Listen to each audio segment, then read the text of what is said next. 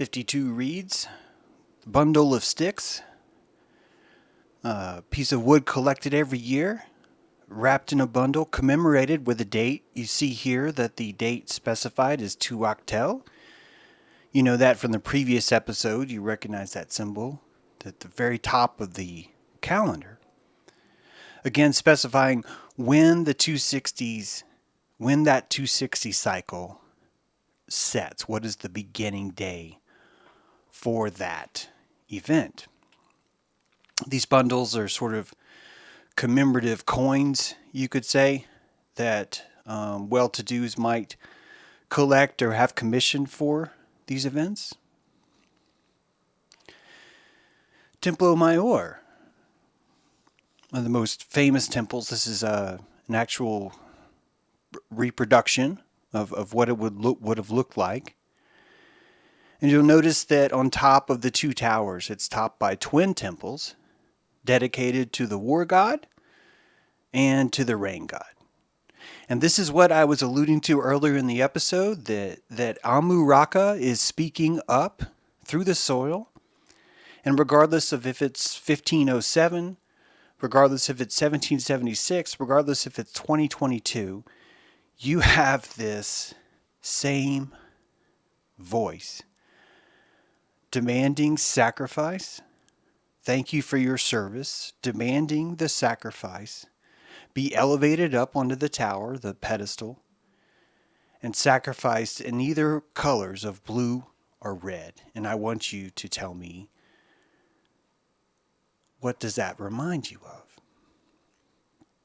And that Amu Raka is still speaking, that the rain god, Thalak, represented by the blue temple on the left, literally on the left of Templo Mayor, the left side, the rain god Thalak, and on the right side, the war god, Huitzilopochtli.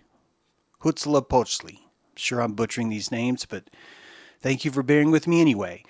The right, the Republicans, sacrificing to the god of war, and on the left, the Democrats sacrificing to Thalak. Now, these gods aren't even different. This is the same God, the Lord of the fire. This same God, Zoltekutli. Xiuhtecutli.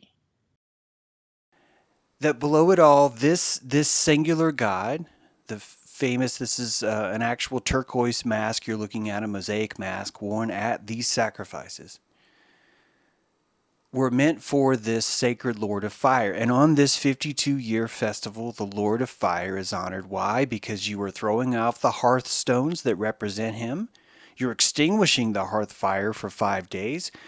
You were eliminating all of your dishes, all of your pottery, clothing that had absorbed some of the divine spirit. All the idols in your houses are cleansed purely for this guy right here. And scholars have long emphasized that this fire deity also has aquatic qualities. And that's what this means.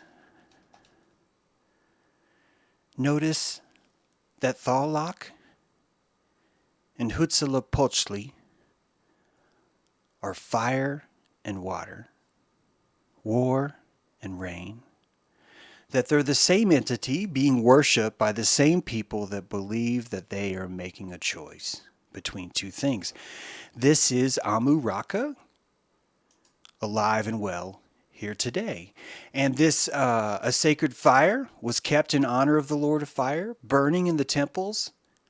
In gratitude for the gift of fire, the first mouthful of food for each meal was flung into the hearth. This is the birth of giving thanks at a meal. And we carry that tradition right now with our eternal flames, the monument bestowed to those who we have thanked for their service, whether it be patriot or eagle warrior. You tell me who this quote comes from. Sorry it's so blurry, but we must sacrifice with all our hearts, even if others do not know us. We must fight to save the world. Now, who said that quote? Was it Patton? Or was it an Aztec warrior? Because these are the same, and this is where we're at right now. We still have this structure. And this structure is necessary to bring about a new season of growth. This structure, the great salt lick in the sky, one's salt and one is sugar, and they are both serving the same ranch holder, the exact same system. Amuraka has never gone away. And people wonder what happened to the Aztecs. They just disappeared. And they didn't disappear. We are the Mexica. We are the ones who we're calling savage before. That their desire to honor the sacrifices, to Golden Child, their sacrificial victim, is precisely what we insist is savage right now, and precisely what we insist is uncivilized, and that we have grown past that, because we do not savage. We do not cut someone's heart open with a flint knife. No, we slowly, methodically insert the tiniest piece of metal intramuscularly in the shoulder. And that will in fact have its due, that it will have its say-so over that heart. It will create the sacrifice of the myocardial wall, and the exact same process is happening right now. And we're insisting it's different. And it's not different.